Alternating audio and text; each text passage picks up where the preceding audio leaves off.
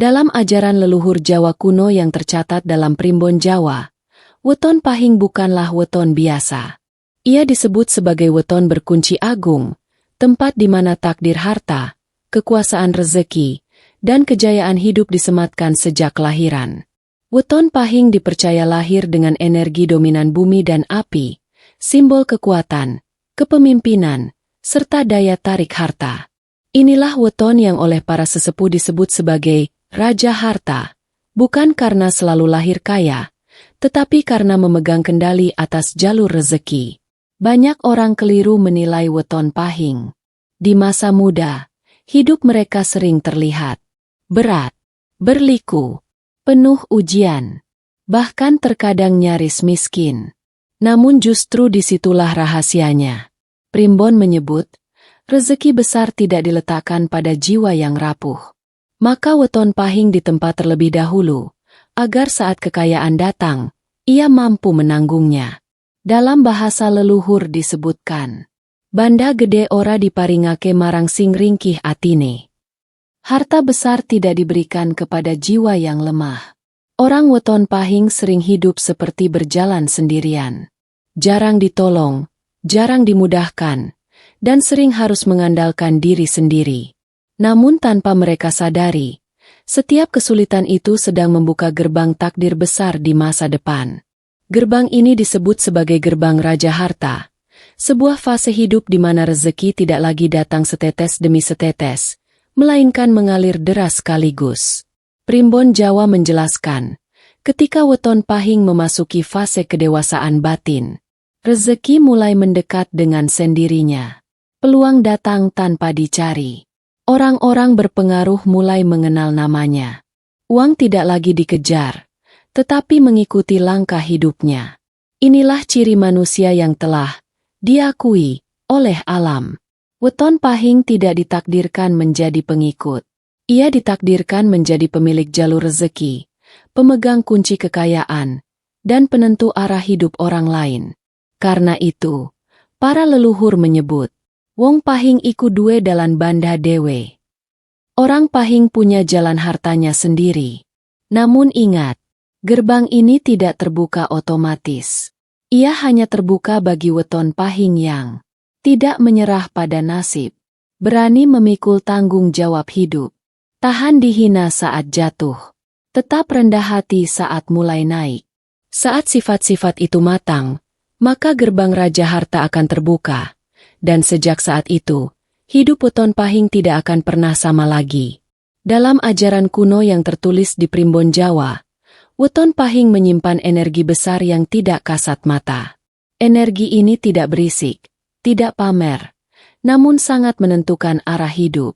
Leluhur Jawa menyebut energi ini sebagai daya pendem, kekuatan terpendam yang baru muncul saat waktunya tiba. Itulah sebabnya, banyak weton pahing yang terlihat biasa saja di permukaan. Tidak selalu paling pintar. Tidak selalu paling beruntung. Bahkan sering dianggap lambat dan tertinggal. Namun di balik itu semua, ada daya besar yang terus mengendap, menguat dari waktu ke waktu. Energi Raja Harta pada weton pahing bekerja seperti gunung api. Tenang, diam, tidak mencolok. Tetapi ketika waktunya meletus, mengubah segalanya dalam sekejap. Inilah mengapa weton pahing jarang sukses instan. Rezekinya tidak datang kecil-kecilan. Semesta menunggu hingga batinnya kuat, pikirannya dewasa, dan egonya runtuh. Primbon menyebutkan, pahing iku ora cepet, nanging mesti gede. Pahing itu tidak cepat, tapi pasti besar. Energi ini membuat weton pahing memiliki aura kepemilikan, bukan sekadar keinginan. Ketika orang lain berkata, aku ingin kaya, weton pahing tanpa sadar berkata dalam batinnya, ini memang bagianku. Karena itulah, rezeki mereka sering datang lewat kepercayaan besar, jabatan strategis, kesempatan langka, pertemuan tak disengaja, jalan hidup yang tak bisa ditiru orang lain. Energi Raja Harta ini juga membuat weton pahing tidak cocok hidup di bawah tekanan orang lain. Semakin ditekan, semakin memberontak. Semakin dikekang, semakin ingin lepas. Bukan karena sombong, melainkan karena jiwanya diciptakan untuk memegang kendali, bukan dikendalikan. Namun ada satu ujian berat yang selalu menyertai energi besar ini, yaitu kesendirian batin. Banyak weton pahing merasa tidak benar-benar dipahami, sulit percaya pada orang lain, lebih nyaman memikul semuanya sendiri. Padahal justru disitulah proses pembentukan Raja Harta. Sebab pemilik rezeki besar harus kuat tanpa sandaran. Saat weton pahing berhasil berdamai dengan kesendirian, saat ia tidak lagi mengeluh pada hidup, disitulah energi Raja Harta mulai aktif. Primbon mengajarkan, ketika energi ini bangkit, kata-kata weton pahing mulai didengar alam. Keputusan kecil berdampak besar. Langkah hidupnya seperti diarahkan. Dan sejak saat itu, hidupnya perlahan berubah arah. Dari yang dikejar masalah, menjadi yang dikejar peluang. Inilah fase di mana weton pahing tidak lagi mencari rezeki, melainkan menjadi pusat datangnya rezeki. Dalam tuntunan leluhur yang tercatat di Primbon Jawa, tidak semua weton pahing otomatis menjadi Raja Harta. Hanya mereka yang menunjukkan tanda-tanda khusus, tanda yang disebut sebagai tanda alam lan tanda jiwa, yang benar-benar ditetapkan untuk memegang rezeki besar. Tanda pertama adalah rezeki yang datang dari arah tak terduga. Weton pahing yang ditakdirkan kaya raya sering mendapatkan peluang bukan dari rencana matang, melainkan dari peristiwa kecil yang tampak sepele, pertemuan singkat, obrolan sederhana, atau keputusan spontan. Namun dari situlah pintu besar terbuka. Primbon menyebutnya sebagai rezeki si ngidak-ngidak, rezeki yang menyusul langkah. Tanda kedua adalah insting uang yang tajam. Bukan berarti mereka selalu paham hitung-hitungan, tetapi batin mereka cepat menangkap mana yang bernilai dan mana yang membuang waktu. Saat orang lain ragu, weton pahing justru merasa dipanggil oleh suatu peluang. Dan anehnya, keputusan yang diambil dari keyakinan batin ini sering berujung hasil besar. Tanda ketiga adalah uang tidak pernah benar-benar habis. Meski pernah jatuh, bangkrut, atau kehilangan, weton pahing yang ditetapkan kaya selalu menemukan jalan kembali. Seakan ada tangan tak terlihat yang menjaga aliran rezekinya. Primbon mengatakan, bandhane muter, hartanya berputar. Pergi untuk kembali dalam bentuk yang lebih besar. Tanda keempat adalah ujian hidup yang berat sebelum makmur. Ini ciri paling khas. Semakin berat masa kecil atau masa mudanya, ditinggal, dikhianati, diremehkan, semakin besar potensi kekayaan di masa depan. Karena menurut leluhur, jiwa yang akan memegang harta besar harus lebih dulu kuat menahan beban. Tanda kelima adalah wibawa alami. Weton pahing yang ditakdirkan kaya raya tidak perlu banyak bicara untuk didengar. Kehadirannya terasa, berisi. Orang lain mudah percaya, mudah menitipkan tanggung jawab, bahkan harta. Inilah sebabnya mereka sering dipercaya mengelola uang, memimpin usaha, atau menjadi pusat keputusan. Tanda keenam adalah kesendirian yang menyertai perjalanan hidupnya. Bukan kesepian biasa, melainkan fase hidup di mana ia harus berdiri sendiri, membuat keputusan besar tanpa sandaran. Primbon menyebut fase ini sebagai laku sepi, jalan sunyi yang justru menguatkan daya batin.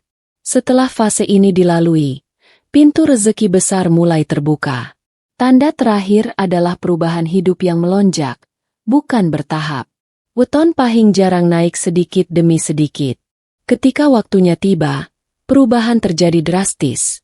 Status berubah, lingkaran pergaulan naik kelas, dan rezeki datang berlapis-lapis.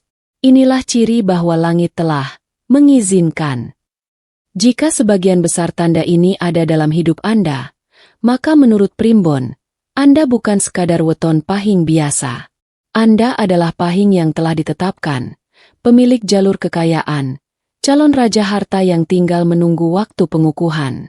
Menurut ajaran luhur yang tertulis dalam Primbon Jawa, kekayaan tertinggi tidak diberikan kepada mereka yang sekadar menginginkannya, melainkan kepada mereka yang siap memikulnya.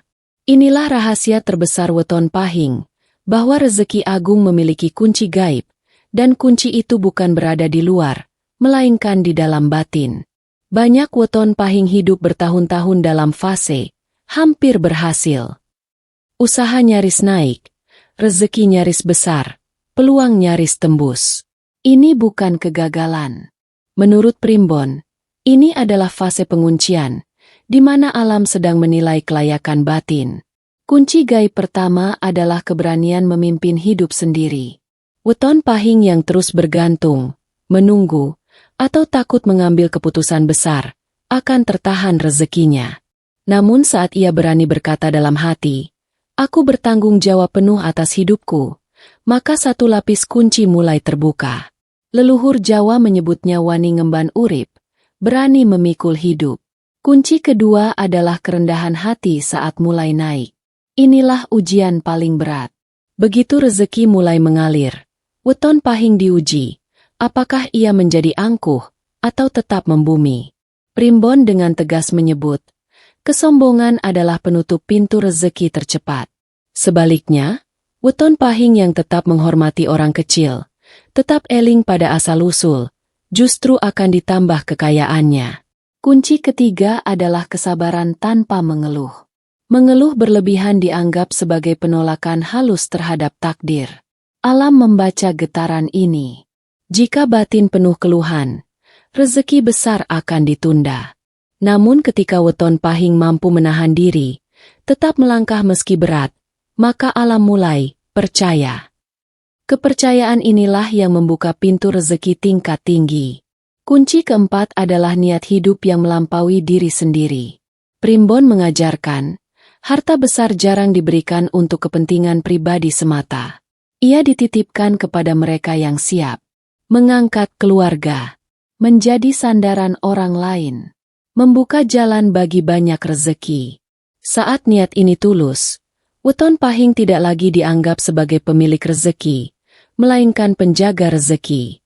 Dan ketika keempat kunci ini menyatu, keberanian, kerendahan hati, kesabaran, dan niat besar, terjadilah satu peristiwa gaib yang disebut leluhur sebagai diakoni alam. Pada fase ini, hidup weton pahing berubah arah. Kesempatan datang bertubi-tubi.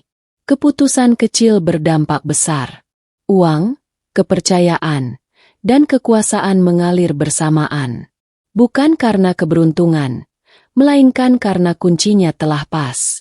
Inilah saat di mana weton pahing memasuki jalur rezeki tertinggi, jalur yang hanya dilewati sedikit jiwa terpilih. Dalam wejangan keras yang tertulis di Primbon Jawa, para leluhur tidak hanya mengajarkan cara membuka rezeki, tetapi juga peringatan besar tentang apa saja yang bisa menutupnya secara seketika. Bagi weton pahing, pantangan ini bukan sekadar larangan biasa, melainkan dosa batin yang langsung memengaruhi aliran harta. Pantangan pertama dan paling berat adalah meremehkan rezeki kecil. Weton pahing sering ditakdirkan menerima rezeki besar, namun ujian awalnya selalu kecil. Ketika rezeki kecil dihina, disepelekan, atau dianggap tidak layak, Allah membaca satu pesan, ia belum siap memegang yang besar. Akibatnya, pintu rezeki agung kembali dikunci. Pantangan kedua adalah mengeluh berlebihan pada nasib. Keluhan bukan sekadar kata-kata, melainkan getaran batin. Primbon menyebut, keluhan yang diulang-ulang akan membentuk dinding gaib yang menahan rezeki. Weton pahing yang terus mengeluh, walau bekerja keras, akan merasa seperti berlari di tempat, lelah, tapi tak maju. Pantangan ketiga adalah iri terhadap rezeki orang lain. Iri adalah racun halus. Ia tidak terlihat, namun perlahan merusak jalur rezeki sendiri. Leluhur Jawa menyebutnya panas hati. Panas hati yang membuat aliran harta menyempit. Weton pahing yang seharusnya naik kelas, justru tertahan karena batinnya tidak lapang. Pantangan keempat adalah mengkhianati kepercayaan. Ini pantangan paling mematikan bagi Raja Harta. Karena rezeki besar hampir selalu datang melalui titipan, uang, amanah, jabatan, atau rahasia. Sekali weton pahing mengkhianati kepercayaan, maka jalur rezeki yang telah dibuka bisa runtuh seketika. Primbon menyebutnya sebagai banda Melayu, harta yang pergi tanpa pamit. Pantangan kelima adalah melupakan asal-usul saat mulai naik. Banyak weton pahing jatuh bukan karena kurang usaha, tetapi karena lupa diri. Saat harta mulai mengalir, sikap berubah, tutur kata meninggi, dan empati menurun. Di titik inilah alam menarik kembali apa yang dititipkan. Namun para leluhur juga memberi kabar penting. Pantangan ini bukan hukuman abadi. Jika weton pahing sadar, menundukkan ego, dan memperbaiki batin, maka pintu rezeki bisa dibuka kembali. Caranya bukan dengan ritual rumit, melainkan dengan menghargai sekecil apapun rezeki, menjaga lisan dari keluhan, melapangkan hati melihat keberhasilan orang lain, menjaga amanah sekecil apapun, tetap eling pada asal-usul. Saat pantangan ditinggalkan, maka beban batin terlepas. Dan ketika beban itu terlepas, aliran rezeki kembali menemukan jalannya. Inilah pesan keras bab 5. Raja harta bukan hanya soal menerima kekayaan, tetapi soal menjaga kelayakan batin untuk memilikinya. Dalam puncak ajaran yang tercatat dalam Primbon Jawa, disebutkan bahwa setiap weton memiliki titik akhir takdir. Bagi weton pahing, titik akhir itu bukan sekadar hidup berkecukupan, melainkan pengukuhan sebagai pemilik rezeki besar, raja harta yang sah menurut garis alam. Pengukuhan ini tidak ditandai oleh ritual besar atau tanda lahiriah semata. Ia terjadi diam-diam, namun dampaknya mengguncang seluruh arah hidup. Para leluhur menyebut fase ini sebagai pinesti banda agung. Saat harta besar telah ditetapkan, tidak lagi sekadar kemungkinan. Pada fase ini, weton pahing akan merasakan perubahan yang jelas. Hidup terasa mengalir, bukan lagi dipaksa. Keputusan penting terasa tepat tanpa banyak ragu. Orang yang dulu meremehkan mulai menghormati. Rezeki datang berlapis, bukan satu sumber saja. Ini bukan kebetulan. Ini tanda bahwa alam telah memberi izin penuh. Primbon mengajarkan, raja harta sejati tidak hanya kaya secara materi, tetapi juga kuat secara batin. Karena itu, setelah pengukuhan, weton pahing justru diuji dalam bentuk yang lebih halus. Apakah ia tetap eling, atau terlena oleh kekuasaan harta? Pada titik ini, weton pahing mulai berfungsi sebagai poros rezeki. Bukan hanya menerima, tetapi mengalirkan. Keluarga terangkat, lingkungan terbantu, dan banyak orang ikut hidup dari jalur rezekinya. Leluhur Jawa menyebutnya, uripe dadi sandaran wong liya. Hidupnya menjadi sandaran orang lain. Menariknya, setelah pengukuhan ini, weton pahing sering merasa hidupnya memiliki makna baru. Bukan lagi sekadar mengejar kaya, melainkan menjaga amanah kekayaan. Disinilah perbedaan raja harta sejati dengan orang kaya biasa. Orang kaya biasa sibuk mengamankan harta. Raja harta sibuk mengamankan kelayakan batin agar harta tidak dicabut. Primbon juga menegaskan, setelah titik ini tercapai, rezeki weton pahing sulit dihancurkan oleh keadaan. Bisa naik turun, bisa teruji, namun tidak sampai habis. Karena jalurnya sudah ditanam kuat, bukan sekadar dipinjamkan. Inilah sebabnya banyak weton pahing yang semakin tua justru semakin mapan. Semakin tenang meski memegang banyak harta. Tidak panik menghadapi perubahan zaman.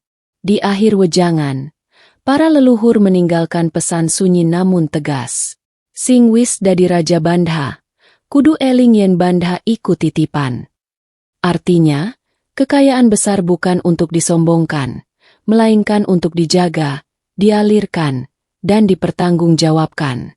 Jika Anda weton pahing dan merasakan bahwa hidup Anda sedang mengarah ke titik ini, maka ketahuilah, Anda bukan sedang bermimpi.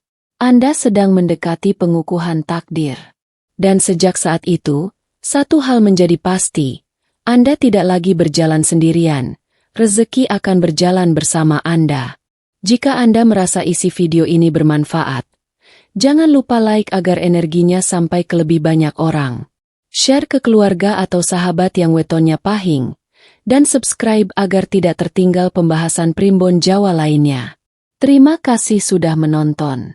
Semoga rezeki dan jalan hidup Anda selalu dimudahkan.